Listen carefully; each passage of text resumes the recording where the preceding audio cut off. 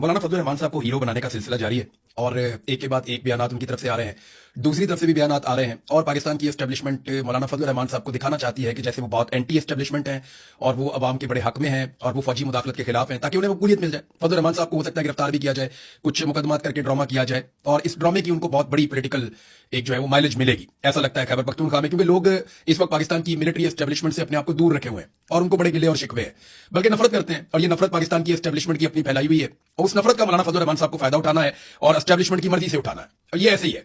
फजल रहमान साहब का जो मौक़िफ़ है वो ठीक है, मौक़िफ़ की हमायत जरूर की जाएगी और सबको करनी चाहिए कि उनका मौक़िफ़ ये वाला ठीक है, लेकिन फजल रहमान साहब का जो किरदार है वो हमेशा से मशकूक रहा है। फजल रहमान साहब ने अपने किरदार को जिस तरीके से हमेशा वो यू टर्न लेते हैं उससे मशकूक खुद बना दिया है।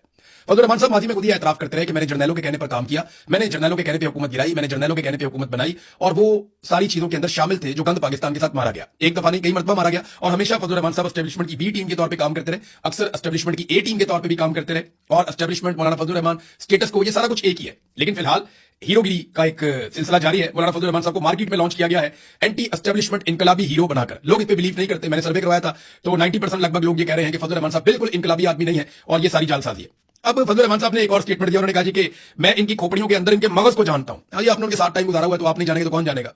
ये जाल साहब है, हमें इतना मालूम हो गया है कि असल रुकावट कहां पे है, इसीलिए निशाने पर वही लोग हैं। यानी ये एस्टेब्लिशमेंट का कह रहे हैं कि जनाब रुकावट यहां पे है फौज में, तो हम निशाने पे भी हमने उनको रखा हुआ है। दीन इस्लाम और तालीमात पर कोई कंप्रोमाइज नहीं होने देंगे। अच्छा, ये फटाफट मौलवी जो है ना, ये इस्लाम को बीच में ले आते हैं। जब भी कभी मौलवी का मामला आता है, मौलवी फटाफट इस्लाम को बीच में डालता है। फौज का मामला आएगा ना, वो फौरन गद्दारी का फतवा देंगे। यानी जैसे ही आप मिलिट्री एस्टेब्लिशमेंट फौजी जर्नैल के खिलाफ आप कोई बात करेंगे तो आप फौरी तौर पे गद्दार करार दे दिया जाएगा आपको। फौजी के साथ आपकी लड़ाई हो गई तो वो कहेगा जी आप गद्दार है। किसी फौजी के साथ आपका जाती मामला भी हो जाएगा ना, लड़ाई झगड़ा हो जाएगा, हो गया गद्दार है। रिटायर फौजी के साथ भी हो जाएगा, हो गया तुम तो ही गद्दार। तो फौजी के पास जो सबसे बड़ा हथियार होता है वो कहता है गद्दार है। सियासतदान जो है उसके साथ आपकी लड़ाई हो जाएगी, हो गया तुम करप्ट हो, तुम करप्ट हो। और इसी तरह मौलवी के साथ आपकी लड़ाई हो जाएगी, वो कहेगा तुम इस्लाम के दुश्मन हो और तुम दीन के खिलाफ साजिश कर रहे हो। तो एक्चुअली इन सारे लोगों को पता है कि ये सारा कुछ जो खुद करते हैं ना वो दूसरे पे डाल देते हैं। ये साइकी है ना, ह्यूमन साइकी है। बहरहाल मौलाना साहब इस्लाम को बीच में ले आए, उन्होंने कहा हम जिंदा हो और हमारे सामने कुरानी उलूम को दफन किया जाए। कौन कर रहा है भाई दफन कुरानी उलूम को? थोड़ा अरसा पहले तो आप कह रहे थे फील्ड मार्शल आसिम मुनीर हाफिज़ कुरान है और आप उनकी तारीफें कर रहे थे, अब आप कह रहे हैं जी कुरानी उलूम को दफन कर रहे हैं। तो ये आप कैसे कह सकते हैं? दीनी मदारस को अवामी धारे में लाना चाहते हैं, बड़ी तनकीद वगैरह उन्होंने की। लेकिन फजल रहमान साहब ने कई मरतबा ना, अब उनके भाई ने एक दावा भी कर दिया, उनके भाई ने कहा जी कि जरूरत है तो मौलाना फजल रहमान साहब पे पर्चा दो ना पर्चा देकर दिखाओ ना पर्चा। लेकिन फजल रहमान ने स्टेटमेंट दिया ना, इसका आधे से ज्यादा स्टेटमेंट अगर इमरान खान, बुशरा बीबी, अलीमा खानम या कोई और दे देता, या कोई ईमान मदारी जैसी पाकिस्तान की बेटी दे देती, या मारंग बलोच जैसी बलोचों की, पाकिस्तानियों की एक काबिल फख्र बेटी इस तरह का कोई स्टेटमेंट दे देती, या यास्मीन राशिद साहिबा जो इस वक्त एक मां की तरह दिखाई देती है पाकिस्तानियों को, या वो ऐसा कोई स्टेटमेंट दे देती, तो अब तक पर्चों पे पर्चे और गिरफ्तारियों पे गिरफ्तारियां हो जाती। लेकिन मौलाना फजल रहमान साहब के खिलाफ ये नहीं किया जा रहा। लेकिन डिमांड उनकी पार्टी की तरफ से आ रही है कि यार बात बन नहीं रही, हमने काफी जोर लगाया है एंटी एस्टेब्लिशमेंट बयानियां बनाने का, लोग यकीन नहीं कर रहे, लिहाजा अब गिरफ्तारी करें, आप पर्चा दें। तो अब उनका भाई जो है वो चीख चीख के कह रहा है कि जरूरत है तो मौलाना फजल रहमान पे पर्चा दो ना पर्चा देते क्यों नहीं है, पर्चा दो। और उनका बेटा भी अलग से सख्त तकारीर कर रहा है, उनका भाई भी अलग से सख्त तकारीर कर रहा है। और बल्कि उनके भाई ने कहा वहां पे सेनेट में खड़े होकर के कबायली लश्कर बनाने का क्यों कह रहे हो, क्या वजह है कबायली लश्कर बनाने का कहते हो?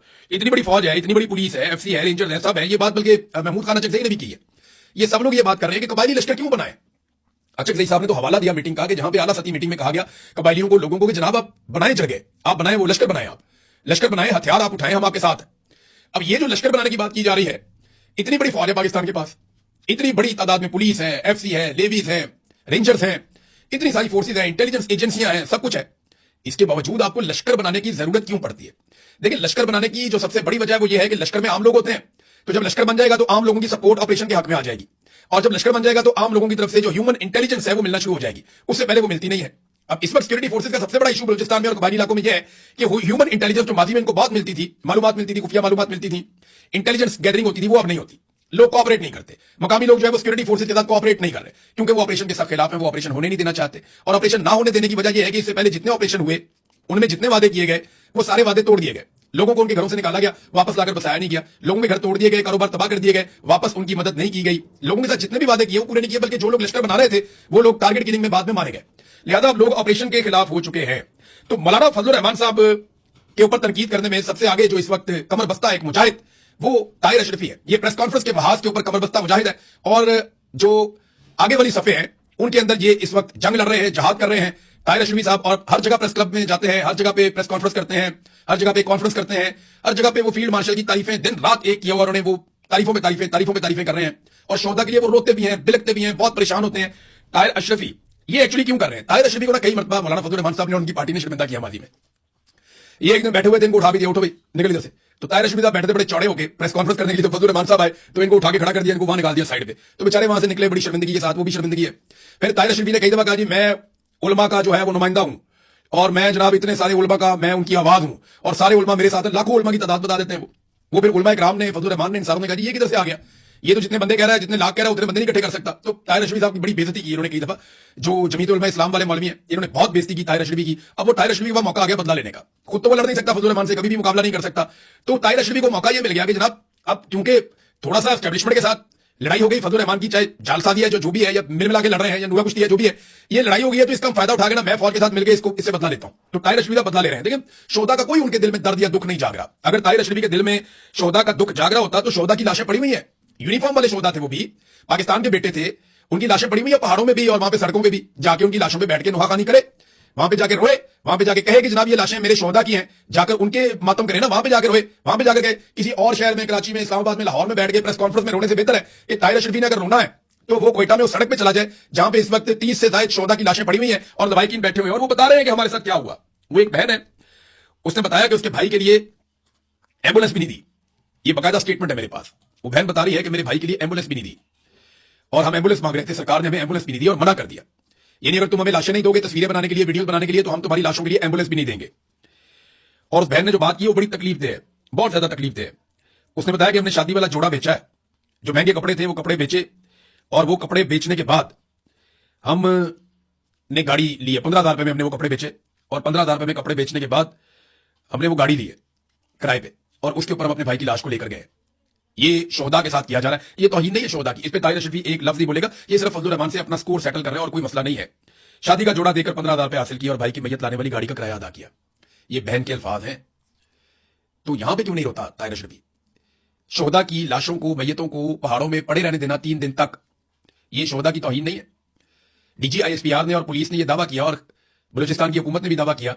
एक दिन पहले वो दावा करते हैं कि जनाब हमने क्लियरेंस ऑपरेशन कर दिया है, और एक दिन के बाद दहशतगर्द बुलाते हैं कि जनाब आ जाएं और आके अपनी लाशें उठाकर ले जाएं, और लोग जाते हैं दहशतगर्दों के साए में, वहां पे उनकी तलाशी ली जाती है, वो फिर वहां से अपनी लाशें उठा के वापस आते हैं, जबकि क्लियरेंस ऑपरेशन एक दिन पहले हो चुका है। भाई क्लियरेंस ऑपरेशन का मतलब ये हमने पहाड़ी इलाका सारा क्लियर कर दिया है, दहशतगर्द या तो मारे गए या भाग गए हैं, वहां पे अब सारा कंट्रोल सिक्योरिटी फोर्सेज का है। दावा ये किया था डीजी ISPR ने और बलूचिस्तान की गवर्नमेंट ने, लेकिन उसके एक दिन के बाद दहशतगर्द कहते हैं भाई हम यहीं पे आपकी लाशें पड़ी हुई है, आगे उठाकर ले जाओ, और खबरदार कोई जवान आदमी आया या हथियार लेकर आया, तो फिर वहां पे बुजुर्ग लोग सफेद दाढ़ियों वाले जाते हैं और जाके लाशें उठाते हैं। बलूचिस्तान का जो वजीर दाखिला है जिया लांगू, उसको एक इंटरव्यू किया, एक जर्नलिस्ट है हमारे बड़े अच्छे, उन्होंने इंटरव्यू किया और उन्होंने कुछ सवाल किए, तो अब उसका मौके देखें आपको हैरत होगी। उसने कहा दहशतगर्दों ने क्योंकि हमसे राब्ता नहीं किया इसलिए हम लाशें उठाने नहीं गए, उन्होंने कबाइल से राब्ता किया इसलिए कबाइल लाशें उठाने गए, डूब के मर जाओ। कि दहशतगर्द कबाइल को कह रहे हैं कि आके लाशें उठा लो, हालांकि आप एक दिन पहले कह चुके हैं कि क्लियरेंस ऑपरेशन हो चुका है, सारा इलाका क्लियर है, हमने क्लियर कर दिया, हमने तो मगवी भी बाजियाब करवा लिए हैं, और लाशें एक दिन के बाद आई हैं। और वो भी वो अपने मुंह से कह रहा है कि क्योंकि दहशतगर्दों ने खुद अब तक हमसे नहीं किया, हमें अगर दहशतगर्द अर्जी भेज देते या रिक्वेस्ट कर देते कि आगे लाशें उठा ले तो हम जाके उठा लेते, उन्होंने हमें नहीं कहा, उन्होंने कहा कबाइलियों को, तो कबाइली गए और जाके उन्होंने लाशें उठा ली। ये है इस वक्त बलूचिस्तान की सरकार, जिसको मुसल्लत किया एस्टेब्लिशमेंट ने बलूचिस्तान के अवाम के ऊपर। नाज़रीन, आजाद कश्मीर में भी मुज़ाहमत जारी है, वहां पे इलेक्शन के लिए पीपल्स पार्टी पूरी कोशिश कर रही है, पीपल्स पार्टी को लगता है कि वो वहां पे हुकूमत बना लेंगे। बिलावल बड़ी चालाकी के साथ अपने आप को अपोजिशन बनाने की कोशिश कर रहा है। बिलावल ने मुतालबा किया कि जनाब कश्मीर बंद है पूरा, तो कश्मीर को खोला जाए। ये किससे मुतालबा किया? हुकूमत तो तुम लोगों की है वहां पे। फैसल राठौड़ किसका वजीर आजम है? पीपल्स पार्टी किसकी सियासी जमात है? पीपल्स पार्टी की हुकूमत है आजाद कश्मीर में, उसी ने कलदम करार दिया, उसी ने सरों के ऊपर इनाम रखा, उसी ने सिक्योरिटी फोर्सेज को बुलाया, उसी ने रस्ते बंद किए, उसी ने खुराक बंद करवाई, उसी ने गोलियां चलवाई, उसी ने बंदे मरवाए, उन्होंने ये आईजी लगाया हुआ है, और आईजी हर जगह पे दंदनाता फिर। ये सारा कुछ पीपल्स पार्टी ने किया, और बिलावल वहां जाके अपोजिशन बन गया कि जनाब आलमी सतह पे सालसी करवाने वाले यहां पे भी नजर करें। क्यों भाई? आजाद कश्मीर एक अलग इलाका है, उसकी एक अलग टेरिटरी, उसका अपना एक अलग आइन सिस्टम, सुप्रीम कोर्ट, सब कुछ उसका अपना एक अलग है, और आपकी वहां पे हुकूमत है, अमन देना आपकी रिस्पॉन्सिबिलिटी है। वहां पे आपने बुलाई इतनी सारी सिक्योरिटी फोर्सेज, आप जवाब दें आपने क्यों बुलाई? ये ऑपरेशन आपने और आपकी सरकार ने करवाए, आप जवाब दें आपने क्यों करवाए? यानी ये वहां बैठ के टिल्ले मुंह के साथ अपोजिशन बन जाएंगे, और हम सारे यकीन कर लेंगे कश्मीरी बेवकूफ है, वो रोटी को चोची कहते हैं, उन्हें पता नहीं चलता कि ये खुद हुकूमत में है। बिलावल की हुकूमत है, और बिलावल मुतालबा किससे कर रहा है? फील्ड मार्शल से, शहबाज शरीफ से मुतालबा कर रहा है। और भाई तुम्हारी यहां पे हुकूमत है, तुम एक नोटिफिकेशन जारी करो, ये कलदम का स्टेटस खत्म करो ना उनका, एक नोटिफिकेशन दूसरा जारी करो, इनके ऊपर जाली मुकदमे खत्म करो, एक और नोटिफिकेशन जारी करो, ये जाली सीटें जो है इनको भी खत्म करो, ये जो जालसाजी जिसके ऊपर वो कहते हैं हमारा मैंडेट कब्जा कर देते हैं, वो भी नोटिफिकेशन जारी करो, एक और नोटिफिकेशन जारी करो, फौरी तौर पे सिक्योरिटी फोर्सेज को वापस भेजो, एक और नोटिफिकेशन जारी करो, इनके जायज मुतालबा तस्लीम करो, बात खत्म हो जाती है। भाई हुकूमत में बैठ के किससे डिमांड कर रहा है? ये बिलावल की चालाकी है, वो हुकूमत में भी बैठता है और अपोजिशन भी बनता है। इसी तरह वो वफाकी हुकूमत में हर तरह की सपोर्ट देगा, बजट भी पास करवाएगा, एस्टेब्लिशमेंट के हाथ भी मजबूत करेगा। वो बड़े जरदारी ने कहा भी था, तो बिलावल जरदारी ने यही सारे काम किए हैं। लेकिन बड़ी चालाकी के साथ ये अपोजिशन बनने का ड्रामा भी करते हैं कि हमारी सियासत जिंदा रहे। लेकिन कश्मीरी बड़े तेज हैं। सरदार तनवीर इलियास ये ज्यादा हल्कों से इलेक्शन लड़ रहे हैं। ये अपने हल्के में गए तो अवामी मुजामत का उनको सामना करना पड़ा और पॉलिटिकल एक्टिविटी जिस तरह वो करना चाहते वो नहीं कर पाए। लोगों ने कैंपेन को रोका, उसमें रुकावटें डाली। ये नाजरीन सूरत-ए-हाल है आजाद कश्मीर में। लोग वहां पे डटे हुए हैं और अभी वो इंतजार कर रहे हैं क्योंकि उन्हें कहा गया था कि आप हमें 5-6 दिन का टाइम दे दें। तो अब उन्होंने 22 तारीख तक का टाइम दिया हुआ है। 22 तारीख को अगर लॉन्ग मार्च शुरू होगा तो आजाद कश्मीर की सूरत दोबारा खराब हो जाएगी। और फिर 27 तारीख को जो इलेक्शन का एक ख्वाब देखा है और बिलावल को वहां पे हुकूमत बनाकर देनी है, बिलावल ने अपना वजीर आजम लेकर आना है आजाद कश्मीर में। बिलावल ने कहां से लेकर आना है? वैसे तो वहां पे जो वजीर आजम आएगा वो एस्टेब्लिशमेंट का ही बंदा आएगा।